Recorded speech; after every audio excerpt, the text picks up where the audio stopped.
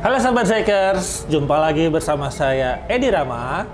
Di video kali ini kita akan membandingkan 3 unit mesin Creality yang kelas entry level. Pertama ada Ender 3 KE, Ender 3 SE, dan Ender 3 V2 Neo.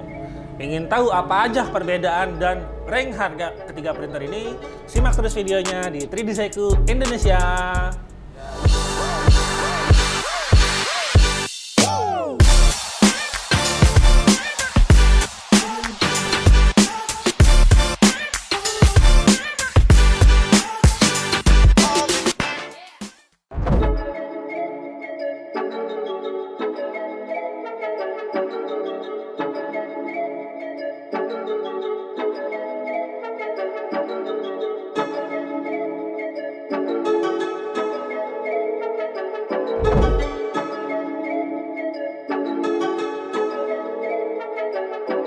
Nah, Sobat Ziker, di hadapan saya sekarang sudah ada 3 unit mesin Creality Ender 3 V3 KE, Creality Ender 3 V3 SE, dan juga Creality Ender 3 V2 Neo.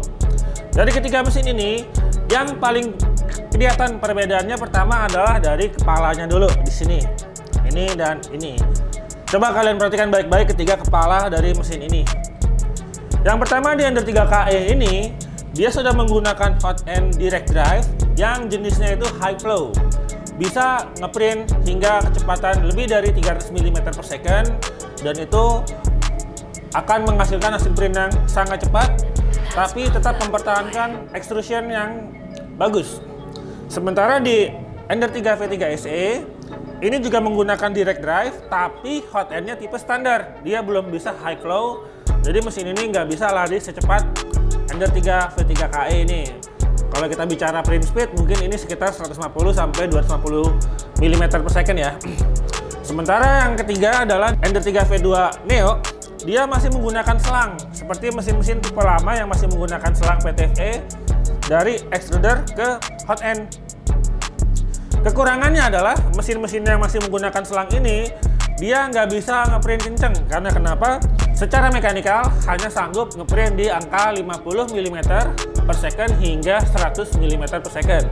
Lalu karena dia masih menggunakan sistem selang seperti ini akan membuat mesinnya nggak bisa buat ngeprint bahan fleksibel seperti TPU, TPE, nilon, polikarbonat, dan sebagainya ya.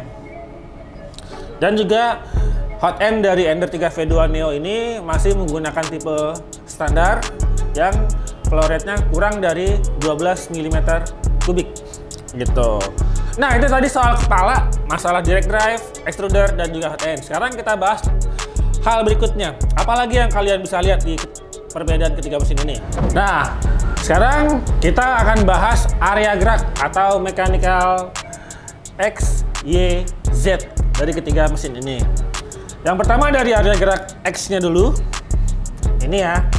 Area gerak X itu adalah bagian hot end yang gerak ke kiri dan ke kanan. Nih, seperti yang bisa kalian lihat, di Ender 3 KE, dia sudah menggunakan linear rail, mungkin tipe MGN 9 atau MGN 12, saya nggak hafal tipenya, yang pasti dia linear rail.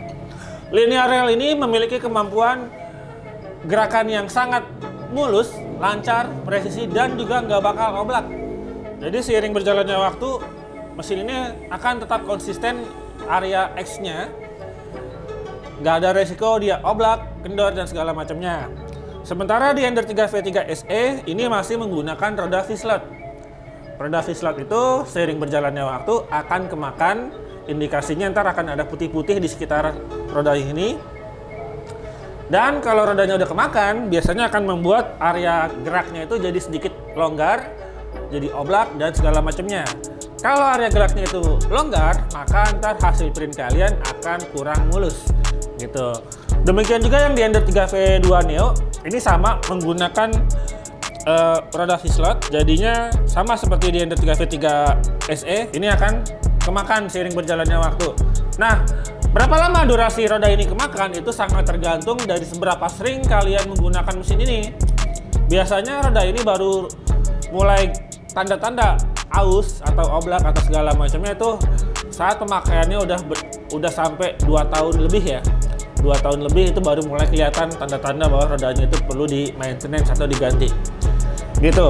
Sekarang area Y-axis. Ini area Y-axis itu adalah area bed yang maju mundur. Ini ya. Di Ender 3 V3KE ini menggunakan linear rail juga, kiri kanan. Jadi ini sangat stabil. Ini sangat stabil bednya. Dan juga lancar. Seperti yang tadi saya bilang, keunggulan linear rail adalah dia presisi, nggak oblak, dan jauh lebih awet umur pakainya ketimbang yang masih menggunakan roda Fislett. Demikian juga di Ender 3 V3 SE dia sama menggunakan linear rail. Cuman entah kenapa kalau saya tes dorong gini terasa lebih lancar punyanya KE. Mungkin beda kualitas kali ya, karena selisih harganya juga lumayan terasa. Sementara di Ender 3 V2 Neo ini di bawahnya ini masih menggunakan roda Fislett. Jadi kalau kita tes dorong kayak gini, ini terasa berat. Dan sekali lagi, karena dia masih menggunakan roda, otomatis kita akan diminta maintenance rodanya saat usia pakai mesin udah mulai tua ya.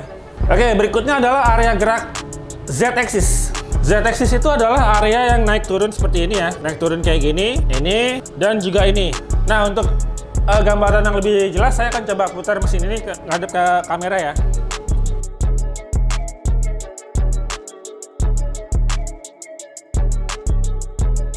Seperti yang bisa kalian lihat, di area gerak Z-axis ini, Ender 3KE itu menggunakan dual lead screw dengan adanya ball synchronizer.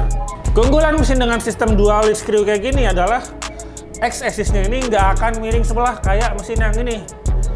Ditambah ada ball synchronizer di sebelah sini, ini membuat mekanikalnya akan lebih konsisten, lebih presisi, dan juga nggak resiko miring. Demikian juga yang ada di Ender 3 V3 SE ini juga sama menggunakan dual lead screw, dan ditambah ada ball synchronizer di atasnya. Jadi secara mekanikal ini sama ini Z-axisnya sama ya. Nah yang terakhir, yang paling inferior adalah di Ender 3 V2 Neo. Dia masih menggunakan single lead screw di sebelah kiri mesin. Ini jadinya sebelah kanan ini nggak ada yang nahan. Efeknya biasanya ini akan bisa goyang. Kasus yang sering terjadi adalah saat ininya kendor, si gantri X-axis ini akan goyang. Saat X-axisnya goyang, hasil print kalian pasti berantakan, pasti kasar, pasti bermasalah. Dan juga mesin yang punya single lead screw ini biasanya nggak bisa ngeprint dengan layer height yang tipis-tipis seperti 0,08 mm hingga kalau yang mau barbar di 0,04 mm. Oke, sekarang yang terakhir adalah kita bahas bagian layar interface dan tentunya fitur lain yang tersembunyi di mesin ini. Sekarang kita lurusin lagi mesinnya supaya kalian bisa ngelihat ya perbedaan di layarnya. Nah ini akan saya nyalain mesinnya supaya kalian bisa ngelihat tampilan masing-masing layar mesin ini. Sambil nungguin mesinnya loading, di Ender 3 V3KE ini interface layarnya menggunakan layar touchscreen yang sudah menggunakan firmware clipper. Jadinya mesin ini nanti akan bisa kalian kalibrasi dengan lebih baik untuk menghasilkan hasil print yang sangat bagus dan juga presisi. Sementara di Ender 3 V3 SE ini layarnya masih menggunakan putaran knob seperti tipe lama dengan sedikit pembaruan di versi Marlin-nya. Yang terakhir di Ender 3 V2 Neo ini layarnya persis seperti Ender 3 yang tipe lama, masih knob, dan juga interface-nya kalau kalian lihat ini persis banget dengan mesin Creality yang tipe lama ya.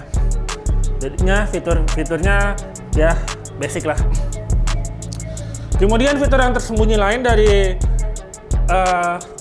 ketiga printer ini adalah yang memiliki filament sensor satu-satunya adalah di Ender 3 KE.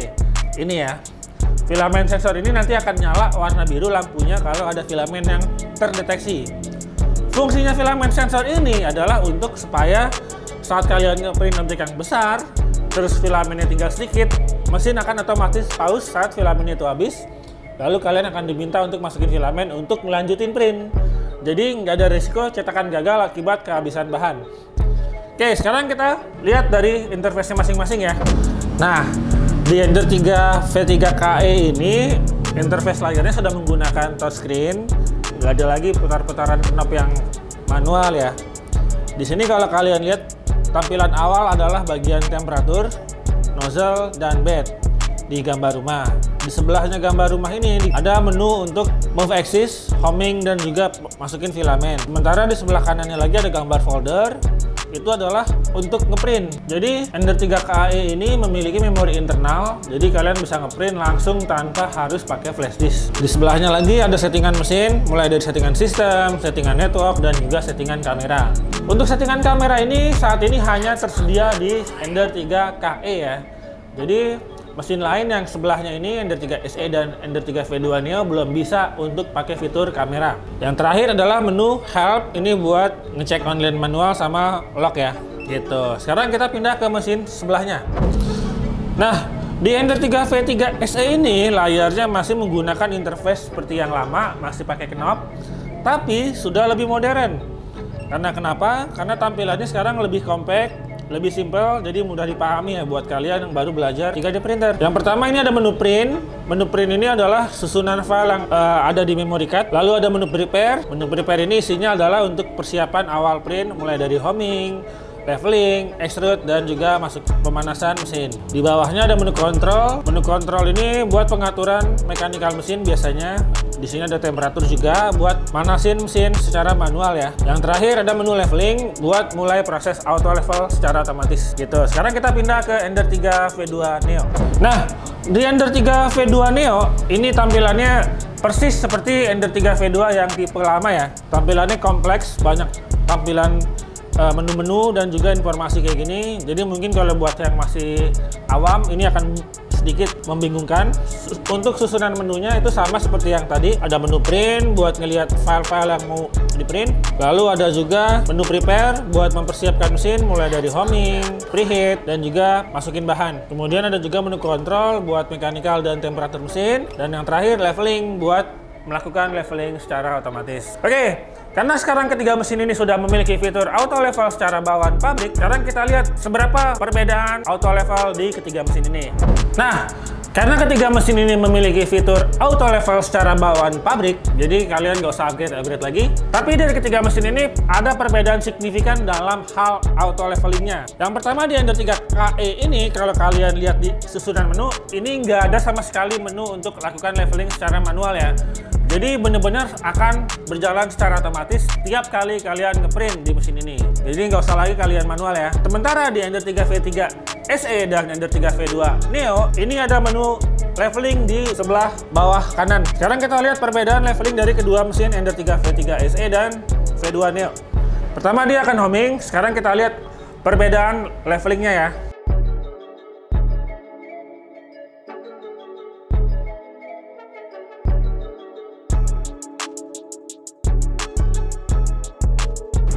Nah, di Ender 3 V3 SE dia akan memanaskan dulu hot end dan bednya, jadi dia akan sedikit jeda ya.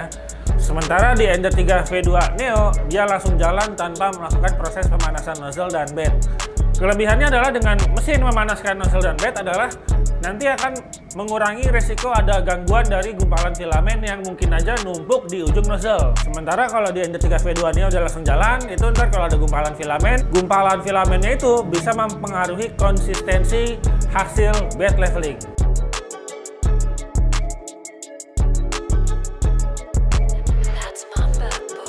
Oke, tadi kita udah bahas masalah kekurangan dan kelebihan masing-masing mesin ini. Di sini ada Ender 3 V2 Neo, Ender 3 V3 SE, dan juga Ender 3 V3 KE. Sekarang kita langsung aja kita tes print buat kalian lihat sendiri seberapa jauh perbedaan print speed dari ketiga mesin ini. Ya, kita awali dengan ini. Langsung aja saya klik benci.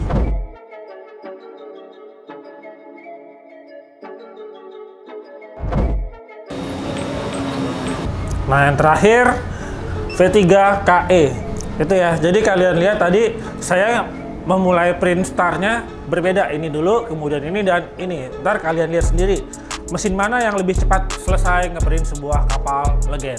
Oke, sekarang kalian simak sendiri print speednya.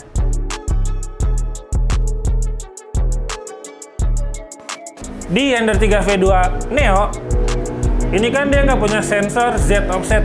Jadi setiap kali awal print kita diwajibkan untuk memperhatikan first layer untuk melihat Z offsetnya itu udah pas atau belum. Jadi nggak bisa sembarangan main tinggal aja seperti mesin yang tengah dan yang sebelah kanan ya.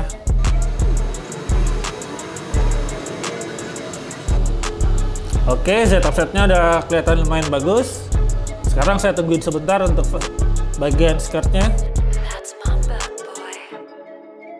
Udah, sekarang Ender 3 V2 Neo-nya sudah jalan, sementara Ender 3 V3 SE-nya baru mulai jalan, dan Ender 3 K3 KE-nya masih persiapan. Nanti kita lihat nih, dari perbedaan awal start ini, siapa yang lebih dulu bisa menyelesaikan sebuah kapal Benchy.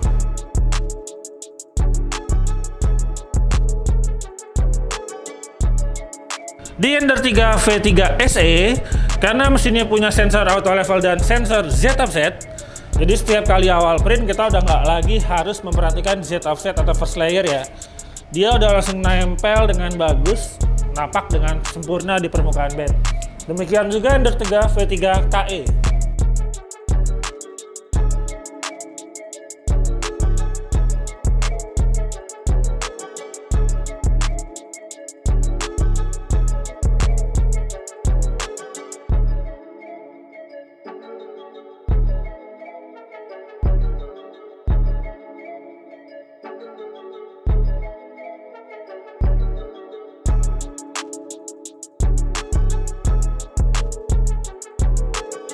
Oke guys, itu tadi kalian sudah melihat ketiga mesin ini ngeprint kapal Benchy. Bahkan salah satunya masih ngeprint sampai sekarang ya. Padahal yang dua ini, Ender 3 V3 SE dan juga Ender 3 V3 KE sudah selesai ngeprint sejak beberapa menit sebelumnya. Jadi dari selisih harga yang bisa dibilang sedikit-sedikit ini, kalian akan bisa tahu apa aja kelebihan dan kekurangan masing-masing mesin ini, mulai dari print speed, kualitas hasil print, dan juga kemudahan pengoperasian si mesin 3D printer ini.